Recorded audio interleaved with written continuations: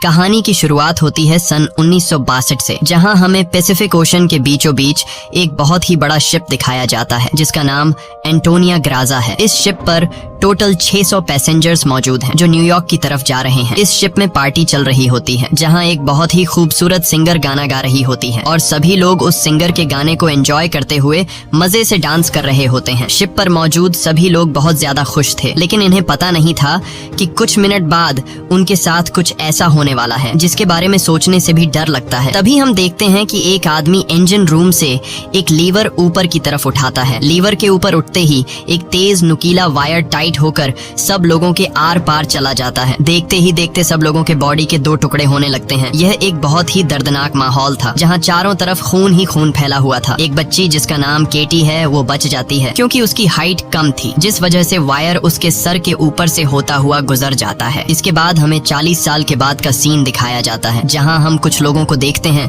जो एक टग बोट की मदद से एक बड़े शिप को खींच कर ले जा रहे होते हैं। तभी अचानक वो पुराना शिप डूबने लगता है। यह देखकर ग्रुप का लीडर अपनी टीम में से एक लड़की जिसका नाम मर्फी है उसे उस पुराने शिप पर भेज देता है ताकि मर्फी उस पुराने शिप को जिस वायर से बांध कर ले जाया जा रहा था उसे आजाद कर दे, वरना अगर यह पुराना शिप डूब गया तो उसके साथ साथ इनकी ये टग बोट भी डूब जाएगी। मर्फी जब उस पुराने शिप पर पहुंचती है तो उसे पता चलता है कि पुराने शिप के निचले हिस्से में दरार पड़ चुकी है, जिस वजह से शिप में तेजी से पानी भरता जा रहा है और अगले 5 मिनट में यह शिप पानी में डूब जाएगा। मर्फी ये बात अपनी टीम के लीडर को बताती है। ये सुनकर टीम का लीडर मर्फी को ऑर्डर देता है कि जिस वायर से हम इस शिप को खींच रहे हैं उस वायर को आजाद कर दो और फौरन वहाँ से निकलकर हमारे पास टग बोट पर पहुंचो, क्योंकि हम इस पुराने शिप को छोड़कर जाने वाले हैं। तभी टीम के 2 और साथी भी मर्फी के पास पहुंच जाते हैं और वो भी मर्फी को बाहर निकलकर शिप को छोड़ने के लिए कहते हैं, लेकिन इस शिप को ढूंढने में उन्हें 3 महीने लगे थे, जिस वजह से मर्फी इतनी आसानी से इस शिप को छोड़कर नहीं जाने वाली थी। वो शिप को बचाने के लिए नीचे पानी में कूद जाती है, जिसे देखकर ऊपर बैठे 2 साथी भी औजार लेकर मर्फी के पीछे कूद जाते हैं। ये तीनों जैसे तैसे करके शिप को डूबने से पहले ही उसकी दरार पर वेल्ड करके शिप को डूबने से बचा लेते हैं और इस शिप को यह लोग मार्केट में बेचकर बहुत सारा पैसा बना लेते हैं और यह पैसा टीम का लीडर सभी लोगों में बराबर बराबर बांट देता है। यहीं जैक नाम का एक आदमी इन लोगों पर काफी देर से नजर रखे हुए था और इन सब की बातें सुन रहा था। उसे पता चल जाता है कि यह लोग समुद्र में जो शिप गायब हो जाते हैं ये लोग उन शिप्स को ढूंढ निकाल कर मार्केट में बेचकर पैसा कमाते हैं। जैक नाम का वो आदमी इनके पास आता है और इस टीम के लीडर को एक शिप के बारे में बताता है जिसमें खजाना छुपा हुआ है। जैक असल में उस शिप की बात कर रहा था जिसे 40 साल पहले एक अनजान आदमी ने लीवर खींचकर सब लोगों को मार दिया था। टीम के लीडर ने भी उस 40 साल पहले गायब हुए एंटोनिया ग्राजा नामी शिप के बारे में सुना था। टीम का लीडर कहता है कि इस शिप को बहुत से लोगों ने ढूंढा पर आज तक वो शिप किसी को भी नहीं मिला। जैक टीम के लीडर से कहता है कि मुझे पता है कि वो शिप समुद्र के किस हिस्से में है। अगर हम इस शिप को लाकर मार्केट में बेचेंगे तो हम रातों रात अमीर हो जाएंगे। पैसों का सुनते ही ग्रुप के सारे लोग इस मिशन के लिए तैयार हो जाते हैं और अगले ही दिन ये लोग अपने टग बोट में उस एंटोनिया ग्राजा नाम की शिप को ढूंढने निकल पड़ते हैं। कई दिनों के सफर के बाद ये लोग समुद्र के एक बहुत ही वीरान जगह पर पहुंच जाते हैं जहां टीम के एक आदमी को किसी शिप के आसपास होने का सिग्नल मिलता है। ये लोग समझ जाते हैं कि वह शिप जो आज से 40 साल पहले खो गया था वह यहीं कहीं पर है। थोड़ा ही आगे बढ़ने पर इनके सामने एक बहुत ही बड़ा शिप आ जाता है। ये वही शिप है जिसे हमने कहानी की शुरुआत में देखा था और ये शिप पिछले 40 सालों से समुद्र में गायब हो गया था। इस शिप को देखकर ये सभी लोग बहुत ज्यादा खुश हो जाते हैं और उन्हें लगता है कि इस शिप को बेचकर ये लोग माला माल हो जाएंगे। अब टीम का लीडर 2 लोगों को टग बोट में ही रहने के लिए कहता है और खुद कुछ साथियों के साथ उस पुराने शिप की जांच के लिए अंदर चला जाता है। अंदर जाते ही इन लोगों को बहुत ही अजीब सी आवाज आने लगती है जिसे सुनकर ये लोग घबरा जाते हैं। इसके बाद टीम का लीडर अपने साथियों को आगे बढ़ने के लिए कहता है। ये लोग उस आवाज को फॉलो करते हुए एक बड़ी सी घड़ी के पास पहुंचते हैं जहां ये लोग देखते हैं कि उस घड़ी का कांटा अभी भी हिल रहा है। कुछ देर बाद अचानक उस घड़ी का कांटा रुक जाता है। यह देखकर उन्हें कुछ अजीब लगता है। अब ये लोग शिप की ओर जांच करने के लिए आगे बढ़ते हैं। अंदर ये जहाज पूरी तरह से बिखर चुका था, जहाँ सारी चीजें टूट चुकी थी और जहाज के लोहे में जंग लग चुका था। ये लोग जब आगे बढ़ रहे होते हैं तब उनका एक साथी नीचे फ्लोर टूटने की वजह से गिरने ही वाला होता है कि तभी मर्फी उसे पकड़ लेती है और जब मर्फी अपने साथी को ऊपर खींचती है तब उससे नीचे एक लड़की दिखाई देती है। ये वही लड़की है जो आज से 40 साल पहले यानी कि सन 1962 में शिप में अकेली बची थी, जिसके सिर के ऊपर से वायर गुजरा था। लेकिन हैरान करने वाली बात यह थी कि 40 साल बाद भी उसकी उम्र उतनी ही थी, जिसका मतलब यह है कि यह उस लड़की की आत्मा है। मर्फी उस लड़की को जब दोबारा देखती है तो वह लड़की अचानक कहीं गायब हो जाती है। अब ये लोग जैसे तैसे करके अपनी साथी को ऊपर की ओर खींच देते हैं। यहाँ मर्फी को कुछ समझ नहीं आता कि उसने जो देखा वह सच था या फिर कोई वहम, लेकिन यह सब देखकर मर्फी बहुत ज्यादा डर जाती है। अब यह शिप बहुत ही ज्यादा ज्यादा बड़ा था, इसलिए ये लोग इसे और एक्सप्लोर करने लगते हैं और चलते चलते शिप के मेन कैबिन तक पहुंच जाते हैं, जहां जांच करते हुए उन्हें एक डिजिटल वॉच मिलती है। ये देखकर ये लोग कंफ्यूज्ड हो जाते हैं, क्योंकि आज से 40 साल पहले इस तरह की डिजिटल वॉच नहीं हुआ करती थी। और इस वॉच को देखकर ये लोग समझ जाते हैं कि जरूर हमसे पहले भी यहाँ कुछ लोग आ चुके हैं। इसके बाद ये सब वापस अपने टग बोट पर आते हैं और टीम का लीडर डिसाइड करता है कि अगले दिन हम इस शिप को टग बोट से बांध कर ले जाएंगे। अगली सुबह उन्हें पता चलता है कि शिप में एक बहुत बड़ा होल है, जिसकी वजह से धीरे धीरे शिप पानी में डूब रहा है। टीम का लीडर कहता है कि इस हालत में शिप को टग बोट से बांध कर ले जाना नामुमकिन है, क्योंकि शिप में ढेर सारा पानी जमा हो चुका है। पानी की वजह से शिप का वजन कई गुना बढ़ चुका है, इसीलिए इस पुराने शिप को टग बोट से बांध कर ले जाना एक बेवकूफी होगी। अब ये लोग डिसाइड करते हैं कि पहले हम शिप के होल को वेल्ड करके बंद करेंगे और फिर शिप के अंदर मौजूद सारा पानी निकाल कर इसे टग बोट से बांध कर ले जाएंगे। कैप्टन की बात सबको ठीक लगती है, जिसके बाद ये सभी अपने अपने काम पर लग जाते हैं। कुछ साथी शिप के होल को रिपेयर करने में लग जाते हैं और कुछ शिप के अंदर मौजूद खजाना ढूंढने में लग जाते हैं। मर्फी खजाने की जांच में आगे बढ़ते हुए एक स्विमिंग पूल के पास पहुंचती है। स्विमिंग पूल को देखकर वह हैरान रह जाती है, क्योंकि स्विमिंग पूल पर ढेर सारे गोलियों के निशान थे। अब वह स्विमिंग पूल से जब ऊपर की तरफ आ रही होती है,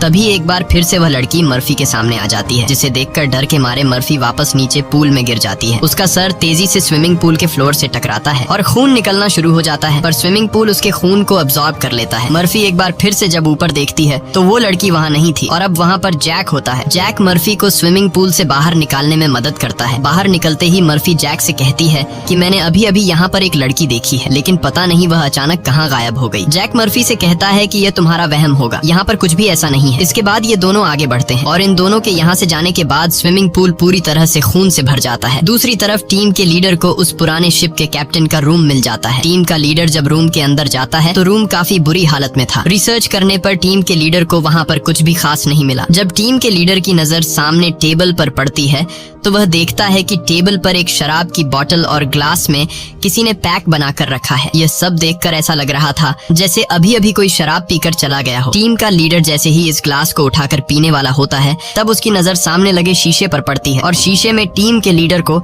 इस पुराने शिप का कैप्टन दिखाई देता है। ये देखकर टीम का लीडर बहुत ज्यादा डर जाता है और उसके हाथ से शराब की ग्लास गिरकर टूट जाती है और टीम का लीडर डर के मारे वहाँ से निकल जाता है। इस शिप पर सभी के साथ अजीबोगरीब इंसिडेंट्स हो रहे थे। टीम का एक साथी जिसका नाम मार्क है, उसे इस शिप पर किसी लेडी सिंगर के गाने की आवाज सुनाई देने लगती है। वह उस आवाज को फॉलो करते हुए शिप के ग्राउंड एरिया में पहुंच जाता है, जहां पर वह लेडी सिंगर भी मौजूद होती है। ये वही सिंगर थी जिसे हमने कहानी की शुरुआत में देखा था। दूसरी तरफ मर्फी और जैक आगे बढ़ते हुए लॉन्ड्री रूम से बाहर जाने वाले गेट को जैसे ही खोलते हैं, तभी अंदर जमा हुआ सारा पानी उनके ऊपर आ जाता है, जिसमें कई सारे लोगों की डेड बॉडीज थी। मर्फी और जैक डर के मारे वहाँ से आगे बढ़ने लगते हैं। आगे बढ़ते हुए उनके सामने एक कैबिन का दरवाजा खुलता है। अंदर जाने पर जैक को एक बहुत ही लग्जरी कार मिलती है, जिसे देखकर वह बहुत खुश होता है, पर मर्फी को यहाँ कुछ गड़बड़ महसूस होता है, इसलिए वह जल्दी ही यहाँ से निकलना चाहती थी। तभी एक दूसरे रूम से उन्हें कुछ हिलता हुआ नजर आता है। जब ये दोनों उस चीज के करीब आते हैं और उसके ऊपर रखा हुआ सामान हटाकर देखते हैं,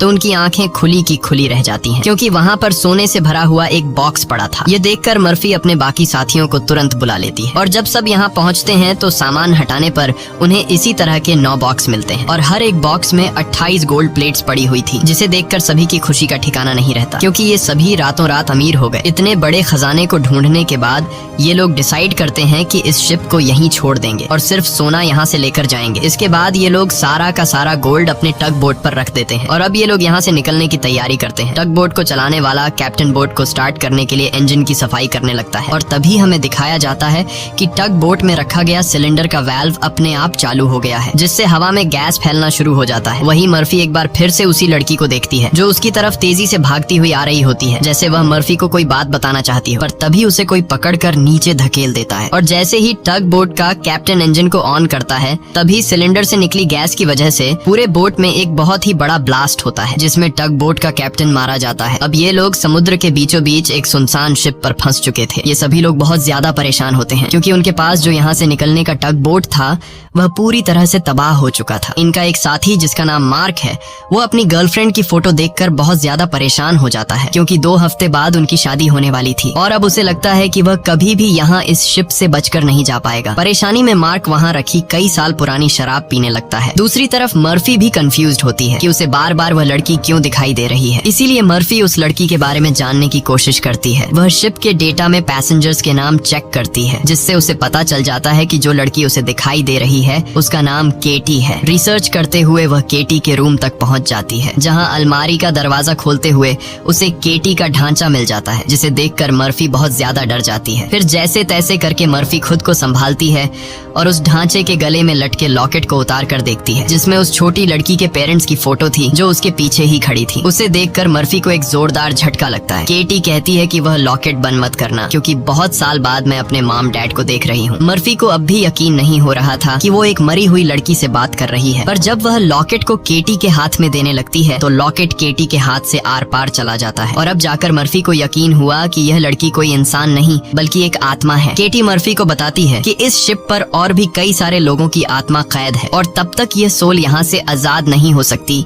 जब तक उस आदमी को न मारा जाए जो लोगों की आत्मा को यहाँ पर कैद करता है। मर्फी केटी से पूछती है कि कौन है वो आदमी जिसने तुम्हें और बाकी लोगों की आत्माओं को यहाँ कैद कर रखा है। केटी जैसे ही मर्फी को उस आदमी के बारे में बताने वाली होती है, तभी अचानक छत पर कुछ अजीब से कीड़े निकलने लगते हैं, जिसे देखकर केटी बहुत ज्यादा डर जाती है और वह मर्फी से कहती है कि जल्द से जल्द इस शिप से तुम लोग निकल जाओ, वरना तुम लोग मारे जाओगे। इसके बाद केटी गायब हो जाती है। दूसरी तरफ मार्क पूरी बोतल पीने के बाद उसे चक्कर आने लगा। उसके आसपास पड़े सभी टेबल और चेयर्स हिलने लगते हैं। देखते ही देखते सब कुछ रिपेयर होकर नया हो गया और आज से 40 साल पहले जो लोग इस शिप में मारे गए थे वह दोबारा से मार्क के सामने जिंदा खड़े हो गए। मार्क बीच में खड़ा था, जिसके चारों तरफ लोग उसके लिए तालियां बजाने लगे। शुरू में तो मार्क को भी कुछ अजीब लगता है, लेकिन फिर वह सोचता है कि यह सब शराब का कमाल है। अगले ही पल वह लेडी सिंगर मार्क के करीब आ गई और वह मार्क के साथ इंटीमेट होने लगी। लेडी सिंगर पूरी तरह से मार्क को अपने वश में करके अपने पीछे लगा देती है। मार्क भी बिना कुछ सोचे समझे उसके पीछे जाने लगा। बेवकूफ मार्क को पता ही नहीं चलता कि ये सिंगर उसे एक ट्रैप में फंसा रही है। वह लेडी सिंगर फ्लोर के किनारे पर खड़ी होकर मार्क को बुलाने लगती है। मार्क इस सिंगर को हासिल करने के चक्कर में फ्लोर से नीचे गिरकर मारा जाता है। वही हमें टीम के लीडर को दिखाया जाता है, जो इस पुराने शिप के कैप्टन के रूम में बैठा होता है। तभी वह देखता है कि शराब की बोतल अपने आप ही सरकने लगी। कुछ देर बाद उसके सामने इसी शिप के कैप्टन की आत्मा आ जाती है। यह देखकर टीम का लीडर काफी ज्यादा घबरा जाता है। तब शिप का कैप्टन उसे ग्लास में शराब डालकर पीने के लिए देता है। साथ ही वह उसे फोटो देता है जिसमें एक शिप होता है जिसका नाम लोरली है। कैप्टन बताता है कि आज से कई साल पहले हमारे पास एक आदमी आया था जिसने हमें लोरली शिप के बारे में बताया। उसने कहा कि लोरेलाई शिप में बहुत ही बड़ा खजाना छुपा हुआ है। जब हमने लोरेलाई शिप को रेस्क्यू किया तब हमें सच में वो सारा खजाना मिला। कैप्टन टीम के लीडर को एक दूसरी फोटो दिखाते हुए कहता है कि ये वो आदमी है जिसने हमें लोरेलाई शिप का बताया था। टीम का लीडर उस आदमी की फोटो देखकर उसके गले में सांसें अटक जाती हैं, क्योंकि वह आदमी कोई और नहीं बल्कि जैक था और ये फोटो 40 साल पुरानी थी। 40 साल गुजरने के बाद आज भी उसके उम्र में कोई बदलाव नहीं हुआ। वह फोटो में बिल्कुल वैसा ही दिख रहा था जैसे 40 साल पहले दिखता था। अब टीम का लीडर समझ जाता है कि जैक कोई इंसान नहीं बल्कि एक भूत है। ये सब समझते ही टीम का लीडर जल्द ही अपनी टीम को इस शिप से निकालना चाहता था। वह जल्दी से अपने साथियों को ढूंढने लगता है, पर तभी उसके सामने उसका वही साथी आ जाता है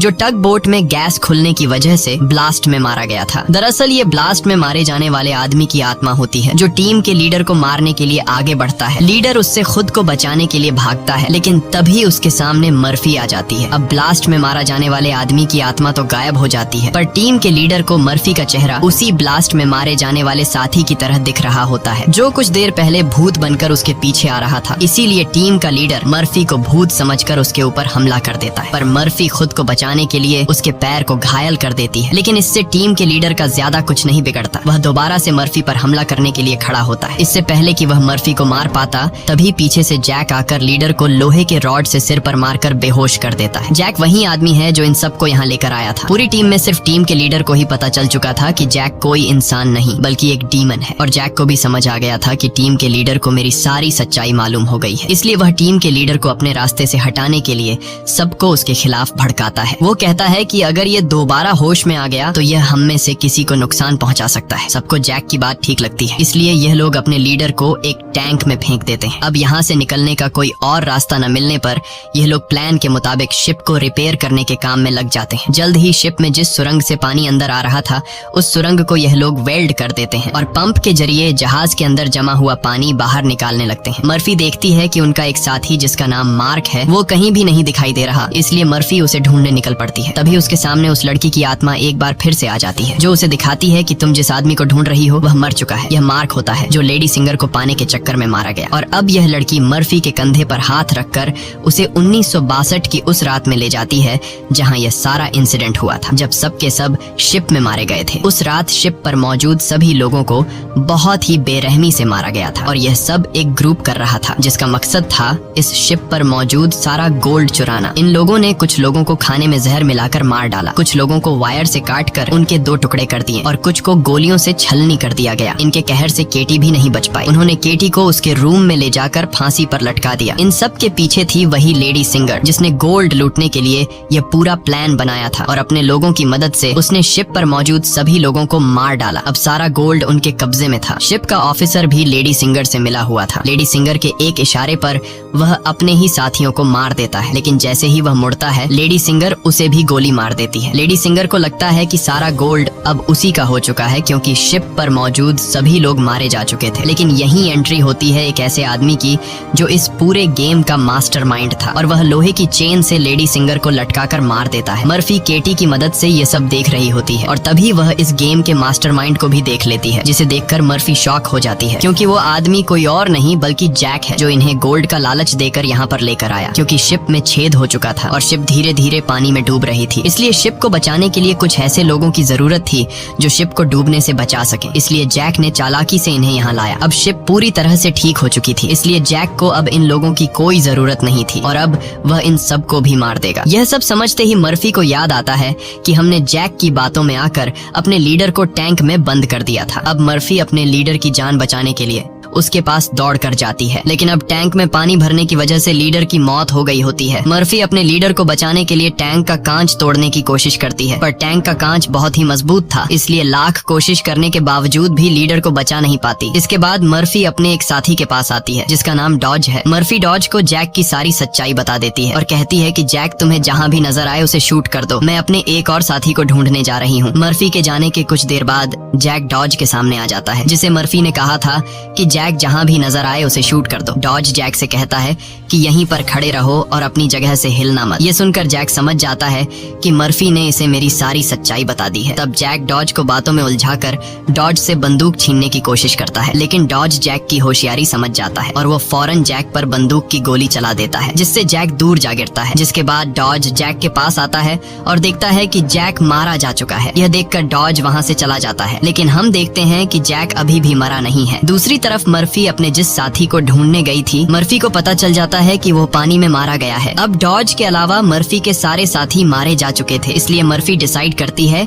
कि वो इस पूरे शिप को तबाह कर देगी। जिसके बाद मर्फी शिप के हर एक कोने में बॉम्ब फिट करने लग जाती है और तभी उसके पास डॉज आ जाता है। डॉज मर्फी को बताता है कि मैंने जैक को मार दिया। ये सुनकर मर्फी कहती है कि जैक नहीं मरने वाला है, क्योंकि जैक कोई इंसान नहीं बल्कि एक डीमन है, इसलिए हमें यह पूरी शिप ब्लास्ट करनी होगी ताकि जैक हमारी तरह और किसी इंसान को यहाँ लाकर न फंसा सके। और जैक ने जितने भी सोल्स को इस शिप में कैद कर रखा है वो सभी आजाद हो जाएंगे। डॉज यहाँ पर गुस्से से मर्फी को समझाता है कि हमें शिप को ब्लास्ट नहीं करना चाहिए, क्योंकि इस तरह से शिप में रखा सारा गोल्ड बर्बाद हो जाएगा और हमें बिना गोल्ड हासिल किए खाली हाथ घर लौटना होगा। मर्फी कहती है कि यह गोल्ड दरअसल जैक का एक चाल है जो हम यहाँ से कभी भी नहीं ले जा पाएंगे, इसलिए मुझे हर हाल में यह शिप ब्लास्ट करनी होगी। अब जैक समझ जाता है कि मर्फी किसी भी हाल में नहीं मानने वाली, इसलिए जैक अपने असली रूप में आ जाता है, जिससे हम समझ जाते हैं कि जैक ने डॉज को भी मार दिया था। जैक उसे बताता है कि तुम्हारा और मेरा काम एक ही है, जिस तरह से तुम समुद्र में फंसी हुई शिप्स को जमा करती हो उसी तरह से मैं सोल्स को जमा करता हूँ। पहले मैं भी इंसान था, लेकिन मैंने बहुत पाप किए जिसके बदले मुझे यह काम दिया गया और अब मैं सोल कलेक्टर हूँ, जिसके लिए मुझे शिप की जरूरत है और मैं नहीं चाहता कि तुम इस शिप को ब्लास्ट करो। जैक मर्फी को एक चांस देता है। वो कहता है कि जाओ, मैं तुम्हें नहीं मारूंगा, लेकिन बदले में तुम्हें इस शिप को ब्लास्ट नहीं करना होगा। पर मर्फी उसकी बात नहीं मानती, जिसके बाद जैक एक लोहे के रॉड से उस पर हमला कर देता है, जिससे मर्फी नीचे गिर जाती है। अब जैसे ही जैक मर्फी को मारने के लिए आगे बढ़ता है, तब मर्फी एक तीर चलाकर उस बॉम्ब वाले रिमोट पर निशाना लगाती है और खुद फौरन पानी में कूद जाती है। जिसके बाद शिप में एक बहुत बड़ा ब्लास्ट होता है। ब्लास्ट की वजह से शिप पानी में डूबने लगती है और मर्फी पानी के अंदर शिप के नीचे फंस चुकी होती है। अब उसे बाहर निकलने का कोई रास्ता नहीं दिखता और उसकी सांसें भी फूलने लगती हैं। पर तभी वहाँ पर केटी की आत्मा आती है, जो मर्फी को हाथ से पकड़कर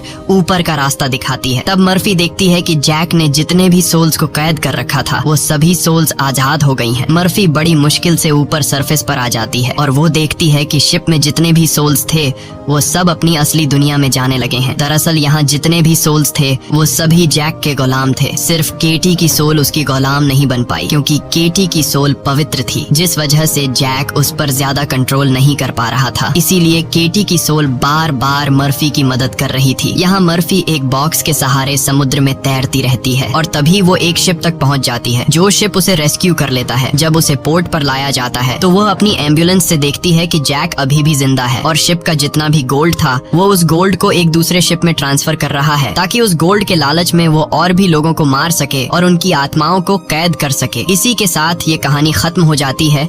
अगर आपको हमारी वीडियो अच्छी लगी हो तो हमारे चैनल को सब्सक्राइब और वीडियो को लाइक जरूर कीजिएगा।